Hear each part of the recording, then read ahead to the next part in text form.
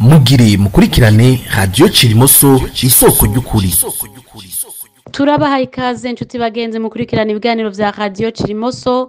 Ikiganiro cy'uyu munsi genzo rya 15 ntwarante muri kumwe na Liliane Nindereye afatanije na Rugema Michel hamwe na Emmanuel Nkurunziza asanzwe dutegurira.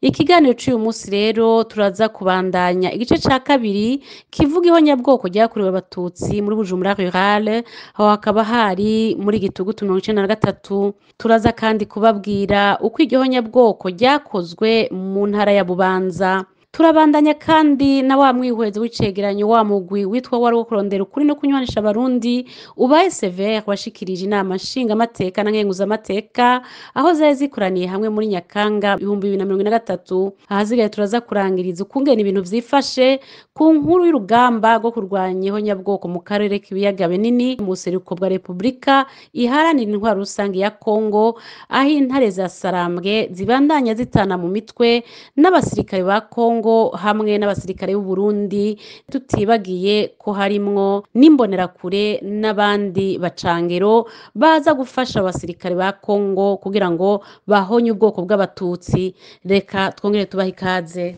Ukuri, ubutungane niyo nzira y'amahoro. Reka duha ikaze Rugema Michel adushikiriza uko vyagenze mw'Isare. Duhere muri komini Sare. Mu kiganiro giherutse mwariyumviye akabi kabishe kakozwe n'abitwa ngo indongozi zakomoka muri Frodebu na ya migambwe bari bacuditse bakoreye abanyagihugu bo mu bwoko bw'abatutsi muri Gitugutu mu 1993 muri komine Mubimbi. Ubu naho tukaba twagire tubandanirize muri komini Sare, iyindi komine muri zimwe zigize Bujumbura Rural.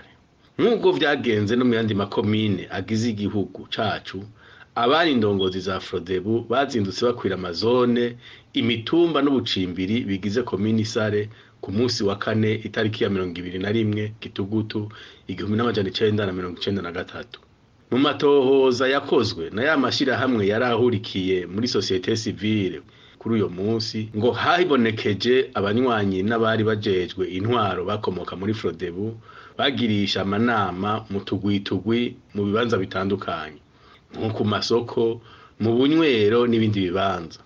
Umwe mu bashikirije intahe yabo n'umuntu nawe yahigwa kubera ari umunywanyi wa Iprona, tukaba twashimye kudashikiriza amazina yiwe ku mvo z'umutekano wiwe n'abiwe.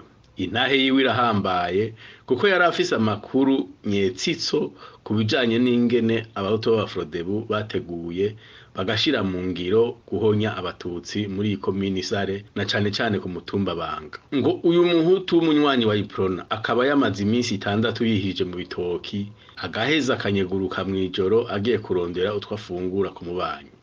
Radio Cirimoso isoko ry'ukuri. Nk'uko n'abacikacumu b'Imubimbi babishigiye intahe, uwarabaye Mburamatari Dr. Aloyize Hakizimana yazindutse akizura amakomine agize intara, aha inyigisho ba musitanteri n'abakuru b'amazone ngo bahonye abatutsi. Naho ivyo vyose yabikora izuba riva, bene umurango babona ntiyatanzwe kwigovyora abicishije mu vyo FEDH yise amatohoza 1994. Ku rupapuro rwa 55 rw'ico cegeranyo cakozwe na FEDH handitse ko Aloyize Hakizimana yavugiye abanywanyi b'umugambwe wiwe bagandaguye abatutsi aho mw'Isare ngo bashaka kumuhora kuko yari yahagaritswe. Iyi mvugo ya Buramatari Aloyize Hakizimana yo gusigura ihonyabwoko ry'abatutsi ngo bariko baramuhora ntaho itaniye niyabakoze ihonyabwoko bitwaza ngo bahoneje abatutsi kubera habaye igeragezwa ryo gutembagaza ubutegetsi. Eka ni nka ya majambo abishe ya Silvestre Ntibantunganya yivugira ngo karagashavu, tukaba tunayasanga mu nsiguro vikere wa paruwase Mubimbi yabeshe abatohoji ba FEDH ko abahutu bagize imbohe abatutsi ngo kubera gashavu. Ivyo biri ku rupapuro rwa 58 rw'icegeranyo ca FEDH. None abategetsi ba Frodebu uhereye ku wari umukuru w'igihugu baserukira abarundi bose canke abahutu gusa nabone bo mu mugambwe wabo Frodebu. Ikintu cibonekeza nuko usomye ivyo irishira hamwe mpuzamakungu ryanditse wibaza uti mbega abo bagira amatohoza bari abanywanyi ba Frodebu canke bari baje kubakingira ikibaba. urashobora kugira amatohoza ukabaza abicanyi ntiwigere wegera abacikacumu kugira umenye ukuri.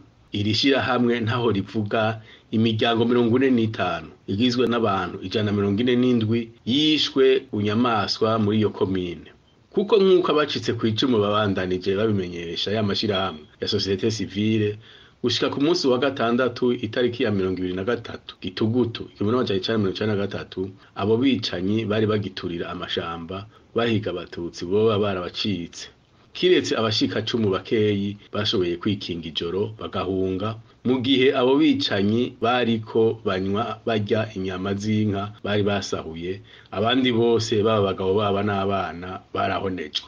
Radio Cirimoso isoko ry'ukuri. Muri zone Nyambuye hashoboye kumenyekana abantu 154 bagandaguwe bagizwe n'abana 150, abagore 63 n'abagabo 41. Hakaba hanavugwa imiryango 9 yo ku mutumba Gishingano atanuko bari inkuru yasigaye. Aho muri zone Nyambuye abatutsi bagiye baboneka ibica abahutu bitwaje amahiri, amacumu, imipanga baza babatera n'amazu yabo, aho hari ku itariki 21 Gitugutu 1993 nk'isaha 2 zo mu gitondo. Baci bababoha bahereye ku bagabo imbere yuko babatwara kuri ayo macuniro. Sina mututsi wese abo umwana umugore baraburi yo binyegeza, abagore baca batwarwa ku nguvu kuri zone Nyambuye babugaranira mu nzu y'ivyatsi y'uwitwa Zakari mwene Mutiyuhagira, aho bahavuye baturirwa nk'isa 9 z'umurango. Babagabo nabo bahavuye batemaguza imipanga, abandi bicishwa amahiri, bapfuye batanirwaniye kubera bubiriwe n'ababanyi babo b'abafrodebu batari bavyiteze. Eka no muri zone Benga ntihasigaye nyuma mu gukora iryo shano ry'ihonyabwoko ry'abatutsi. Hashoboye kumenyekana abantu barenga 188 bagandaguwe bazira ico bavutse bari no kuvuga abatutsi, muri bo bakaba harimo abagabo 55, abapfasi 31 hamwe n'abana 102. Naho nyene hari imiryango baranduranye n'imizi hagatangwa akarorero ko ku mutumba kababaza. Muri zone ya Benga ubwicanyi n'izina bwatangwa igihe cy'isaha 3 zo mu gitondo ku itariki 22 Gitugutu.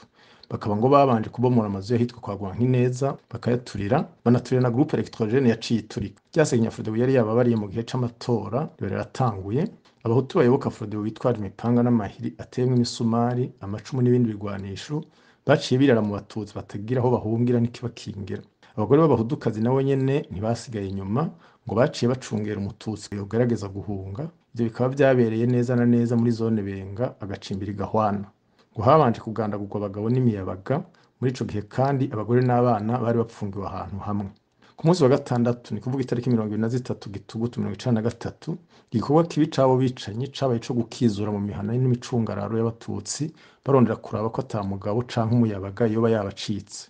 Abo bicanyi ba Frodebu ngo baciye baje ku musozi Kababaza ku munsi w'Imana 24 Gitugutu 1993 barasohora babagore n'abana bari bapfunze ngo bagiye kwereka abagabo na base babo. Mu marira n'amaborogo ntangere abo bavyeyi n'ibibondo byabo baciye batondeshwa ku murongo barashorerwa mu mwonga, aho baciye bagandagurirwa baca banatabwaho. Kuba bashaka kumenya intahe nyakuri badashurika ukuri kugira iriho nyabwoko ryakorewe abatutsi ntihanwe kujya dusanzwe bimenyereye tubona muri CVR, bomenya ko ari ibimenyetso byinshi byo bafasha mu matohoza. Hari abantu babyiboneye amaso mu yandi, hari n'ibinogo rusangi, aha twotanga nk'akarorero ikiri ku Kababaza, nimba ndayicariye na severe iyo batarahashika ngo babazure maze babite ko abahutu bishe 72 data wanje. Kira noneho nishamwe mpuzamakungu ryariboneye ko abatutsi bakuriho nyabwoko bikoze na Frodebu ko ryarishikiriza muri cacegeranyo 1996 tariki 22 z'ukumunani gifise nimero S agakoni gashinze 1996 agakoni gashinze 682. Ukuri ubutungane niyo nzira y'amahoro. Dutandukire mu ntara ya Bubanza. Ibara ry'ubuhonya abatutsi ryo mu muri Gitugutu 1993 ntiryasize inyuma intara ya Bubanza. Ntaho kwirirwa ributsa ko ryari ryateguwe kandi rikongera gashigwa mu ngiro n'umugambwe Sahwanya Frodebu ndetse n'imigambwe bari bacuditse. Yose ikaba yavyawe na Paripehutu na ubu nayo ikaba yonse kuri politike yo guhonya abatutsi ya Kayibanda na Havyarimana mu Rwanda. Muri intara rero ihonya bwoko ry'abatutsi ryatanguranye naho nyene n'uwa 41 Gitugutu 1993. Muri komine Bubanza rikaba ryari rirongowe na Buramatari ari we Ntahomvukiye Evariste. Muti none vyagenze gute? Nkuko tubisanga mu cacegeranyo c'amashirahamwe y'amakomine adaharanira inyungu za politike, muri komine ya Bubanza ubwicanyi bwatanguye mu gatondo kuwa 41 Gitugutu 1993. abanywanyi ba Frodebu hamwe na ya migambwe bari bacuditse bararitswe ku mitumba itandukanye nko muri Kajeke. Buramatari ngo niwe yahishikiye isaha 2 zo mu gitondo, mbere asiga araritse abantu ko bobomora ibiraro ndetse bakazibira n'amabarabara, hanyuma bakaboha icitwa umututsi cose. Igikorwa kikaba catanguye isaha 4 ku mutumba wa Kavumu na Muhweza, maze bamaze kubagandagura baca babajana i Nyabitaka. Kuwa 23 Gitugutu 1993 amategeko yatanzwe n'indongo za Frodebu yo kwegeranya abatutsi basigaye maze bakaja kubicira ku ruzi Kajeke. Radio Cirimoso isoko ry'ukuri. Muri zone Nyabitaka rwabaye uruvyino nk'urwo nyene twari duheje kubabwira, kuko nibura amatari nyene yahishikiye maze aba intumbero yuko abanywanyi ba Frodebu niyo migambwe icuditse baza gufata abatutsi maze bakabica bakabata ndetse no mu nzuzi. Uyu munsi barazibiye amabarabara bongera baca ibiraro. Ivyo biheze batangura kwegeranya abo batutsi bongera barababoha maze baja kubagandagurira ikarema mpagaze, igako ni buhoro. Nyuma yo kwicira ibiti mu mabarabara ku muhingamo wa 22 Gitugutu baciye baronka ayo mategeko y'uwo Evariste ko abatutsi boja kubagandagura i Nyabitaka, Rurabo na Kamageyo. Bose hamwe abishwe muri yo komine ya Bubanza bakaba bangana n'abagabo n'imisoro 92, abagore n'inkumi 17, abana 34. Mbere muri abo hakaba harimo n'abahutu 3 bo muri Iprona bagandaguwe gusa bagirizwa ko banyegeje abatutsi. Muri yo komine ya Bubanza ubwicanyi bukaba bwari burongowe n'abakurikira. Ku mutwe twohera kuri gouverneur wenyene ari we Ntomvukiye Evariste, hakaba hari uwitwa Mugabo Jean yari arongoye secteur Nyabitaka, Ndiwe n'umuryango Pierre yari umuyobozi w'ishure rito rya Ngara, Ciza yari umwigisha, Butabandre yari umuyobozi w'ishure rito rya Kajeke, Ndayiragije Marc yari arongoye secteur Kajeke, Ntahomagaze Zakari yari umukuru w'umutumba, Nyandwi Manase yari arongoye Frodebu muri zone Buvyuko.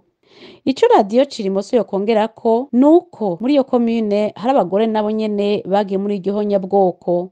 Uburorero twobaha Rudigi Severa, Miburo Revokata arabigisha bikajeke, umugore wa Nkira Mucuma wo ku mutumba wa Muhweza, Bujenia wo ku mutumba wa Muhanza, Tuyaga Maria, Nzinamahoro, Ndoricima Madeleine na Simbare Caroline, abo bakaba ari abo ku mutumba wa Bukengeri, Manirakiza Fabiola, Nyankiye Katarina na Jacqueline bo ku mutumba wa Carama ndetse n'abandi. Radio Cirimoso isoko ry'ukuri. Mu gice ca mbere c'umwihwezo ry'ijambo ryashikijwe na Severe kwa 18 Nyakanga 2023 twaraberetse ukungene Severe bicishije ku mukuru wayo abaye Pierre Claver Ndayicariye ikora uko ishoboye kose kugira ngo yeze intwazangabo za gisirikare z'abahutu zaciriwe imanza muri Kigarama 1969. Twaraberetse ko n'utwigora intwaro yari ihari yari yagiriye izo ncabwenge nk'uko yari isanzwe ibikorera n'izindi ncabwenge zivuye kwiga hanze. Pierre Claver Ndayicariye arongoye Severe wewe yavyise ko yari amayeri y'ubutegetsi kugira ngo bagirire nabi izo ntwazangabo z'abahutu zari zivuye kwiga i Buraya, naho atacu bwari bwabateguriye kirengeye canke kigabanije kuco yahora itegurira n'abatutsi. Uno musi twashaka kubandanya uwo mwihwezo ku bindi bintu vy'inkoramutima Severe yarengeje kuri uwo rw'amazi, ni kuvuga ko hampande yo gutembagaza intwaro ya Michel Micombero izo ntwazangabo be n'izindi cabwenge zacirwa urubanza muri Kigarama 1969 zaranategekanya kurandurana n'imizi abatutsi. Ibi bigasaba kubeshuza ayo mayeri ya Ndayicariye akoresha igihe avuga ko kugira ngo bashikirize ico cegeranyo muri Severe baba batohoje bakanasesangura ivyanditse. Radio Cirimoso isoko ry'ukuri. Iyo bubumwe bwari kindi abo ba Severe buba baratohoje ku mwaka wa 1969 ariko ntibacishe no mu kanwa ubutohoje bwo rwengo rwa doktora, mbere bwanatohojwe nabo bari bibaza ko boba bayoboka iyo leta nyene yahaye Severe ico kiraka co gupfovya ndetse no guhakana ihonyabwoko ryakorewe abatutsi. Iyumvirize namwe. mu gitabo ciwe yashikije mu mwaka wa 2021 ariko arasozera amashuri yiwe ya doctorat yanonosoye muri Université Catholique de Louvain hamwe na Université de Montréal. Intwazangabo mu nyamirama z'Uburundi abaye Dr Patrick Bizintwari yanditse ku butungane bwa gisirikare mu Burundi. Muri ico gitabo yise Le droit à un procès équitable devant les juridictions militaires au Burundi, aragaruka ku kungene ubutungane bwa gisirikare bwavyifashemwo muri 69 muri 71 hamwe rero na 72. Radio Chirimoso isoko ry'ukuri. Nawo mushakashatsi azashimikira nawe nyene ku kwagiriza intwaro yari ihari ico gihe kuba yakurikije amategeko yo mu bihe bidasanzwe ari régime d'exception yari yashizweho kuwa 1965 inyuma y'aho intwazangabo z'abahutu zigerageje irya mbere gutembagaza ingoma y'u Burundi kugira ngo naho nyene yirare mu batutsi. Iyo ntwazangabo y'igipolisi baye Dr Patrick Bizintwari yaratereremwe biboneka kubona yashizeho ko bene kuburanishwa bari bagize integuro naho yabicishije ko arengana kandi avyikura ko akabirabisha ku bandi. Ibi tubisanga hagati y'urupapuro rw'177 n'179 z'ico gitabo ciwe. Ibi vy'uko urubanza rwaciwe neza canke nabi, Radio Chirimoso isaba ikongera ikararika abanyamategeko bakeneye guterera mu gutekuruza ibinyoma bifundikanywa na Sévère n'uwo mukuru wayo Pierre Claver Ndayicariye ko nabo bokwicarira urwo rundi rwenge rwo gushimikira ku nguvu nke n'ubumenyi buke bwari bugize intwaro yaho hambere, aho hose atakindi ruhangiye atari kugabanya mbere binashobotse runafute umwitwarariko w'ihonyabwoko ryakorewe abatutsi. Ukuri, ubutungane niyo nzira y'amahoro. Nkuko abikurikiranira hafi bagize iminsi bavyumva, imwe mu nkuru nshasha muri iyi ndwi nuko igihugu ca Angola caraye kimenyeje ko kigiye kurungika inteko ngo zije hagati y'impande zirwana muri Kongo, naho mu vy'ukuri ibi bisigura ko izo nteko zizoja hamwe mu turere twari duherutse kuja mu minwe y'intare z'isarambwe arizo zibaye M23.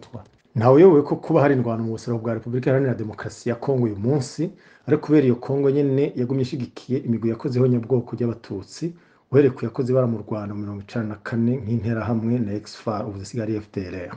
Uku ni kuri kudahinduka naho urongoye Republika Iharanira Demokarasi ya Kongo Felix Antoine Tshisekedi aguma afata byose akavyeka ku Rwanda kumwe bimenyerewe, agasasirirwa na bamwe muri za ntambira kiza zisanzwe zariraye mu binyamakuru byo biba bikeneye guteramisha ababikurikira nabo nyene basubira mu iyo nkuru mu Rwanda rubikora. Igikuru umuntu yoshimikira ko nisiguro y'iryo yongerezwa y'izo nteko mpuzamakungu zirakurakuranwa muri Kongo ku ruhande rumwe, hamwe rero n'ingene intare z'isarambwe zibaye M23 zivyakira ku rundi ruhande. Icambere cibonekeza nuko kugira ngo haze izo nteko mpuzamakungu hari habaye kunajwe igisuda ca Republika Iharanira Demokarasi ya Kongo naho cari gifadikanije na Maimai na FDLR intera hamwe, ariko na cane kikaba gisigaye gifashwa n'imbonera kure ziri kumwe n'igisirikare c'u Burundi naco nyene gisigaye kiri mu minwe y'abakozi b'abanyabwoko ry'abatutsi mu Burundi. Izi ariko ni inkuru z'intambara dushimye kurekera ngaho no munsi abahinga mu vya gisirikare analyste militaire bakazovyirabira. Isiguro ya kabiri ni gituma M23 yemera agashika kangahe gusubira inyuma igahebera intara yari iherutse kuhabuza izikora mu menyo y'igisoza ca RDC gishikiwe nabo bamayimaye n'aba FDLR twababwiye, ariko na cane barimwo n'imbonera kure. Kuba rero M23 igira ku kigoro ibisubiriye kwerekana ko atari gashoza ntambara nk'uko bivugwa mu Kinyarwanda, ahubwo ko izo ntare za Sarambwe zozo zirazwa ishinga no gukingira abo banyagihugu barenganya atakindi bazakiretse ubwoko bwabo, ko bitazibuza gukurikiza amategeko mpuzamakungu, ayo nayo akaba ategerezwa guhagararirwa na ONU. Ari naho dushaka gushimikira uno munsi muti kuki haba aho muri Kongo nyene haba n'ahandi mu karere k'ibiyaga binini, ONU iramaze akarenga kangahe guhemukira abatutsi bariko bakora ibihonyabwoko. Uhereye mu Burundi aho ONU yitohereje nyene ubwayo ko habaye ihonyabwoko rihiga abatutsi kuva ku itariki ya 20 mu Gitugutu mu 1993, ariko ntikubita intaye mu gahanga barikoze, ahubwo ikabashigikira ngo baje ku butegetsi. Ukarenza ko no mu Rwanda aho mu 1994 abatutsi batanguye guhonywa, iyo nyene yacita ukari inteko zayo mu gihe zari zikenewe nyagukenerwa, hagasigara bari kurushi nawe nyene kubera umutima runtu uwo arabarongoye yanse kwibara risigara rirabo ngo azohava bibazwa n'amakungu n'umutima wiwe. Aho umuntu yoca ashaka narenza ko yuko hari nabo bizwi neza ko bagize uruhara ntangere rw'ihonyabwoko ry'abatutsi, ariko bahavuye bambikwa izera na sentare yiyone nyene. Umwe muri abo akaba nawe yari yanasinye ku izina ry'abahoze mu gisirikare ca Habyarimana y'amasezerano Exfar yasinyiranira na CNDD ku 21 Rusama 1995 i Bukavu, ayo nayo akaba yari ayo kubandaniza ihonyabwoko ry'abatutsi mu Burundi kugira bazoca basubira kurigerageza mu Rwanda. Kubera ivyo vyose ni ngombwa ko umuntu yibutsa ukugene byinshi mu binyamakuru mpuzamakungu byandika kuri aka karere k'ibiyaga binini bibangukira gutuma urutoke izo ntare z'isarambwe zibaye M23 iyo zigize ico zishikako, ariko hagera kuvuga icatumye zihaguruka zikirwanira bagashaka ko bayeyemvya. Ibi rero nivyo bituma uwo ari we wese adashigikiye akarenganyo gahagaze ku bwoko asabwa kugurura amaso no gutega amatwi, akamenya ko namba hari ibintu birinda kurwanywa niyo abantu bagize kuba inkehwa batanguye kurenganywa no gukumirwa mu ntwaro, mu butunzi canke mu bindi. Ibi bisaba kandi gusubira gukebura abo muri bene kurenganywa nyene bihenda ngo amakungu arabibona, umuntu akaba yohera ngaha kuri bamwe baguma biraramiye bigira abantu ntibindaba. Kuri abo biyeza ngo banaka barabibona, uretse ko bazi ko ndabona yarashwe mu jisho, bo kwibuka ryararyo wahoze arongoye Burkina Faso ari Thomas Sankara, aho yagira ati umugorana tubahuka kwitabariza ntaba nakwiriye uwo muririra hamwe yishwe, ikibarirwa n'icumva. Ukuri, ubutungane niyo nzira y'amahoro. Turabakengurukiye mwese mwakurikiye ikiganiro cacu, naho ubutaha tugira Uburundi buziriho nyabwoko. Murakoze cyane. Iyi mwariko murumviriza ni Radio Chirimoso.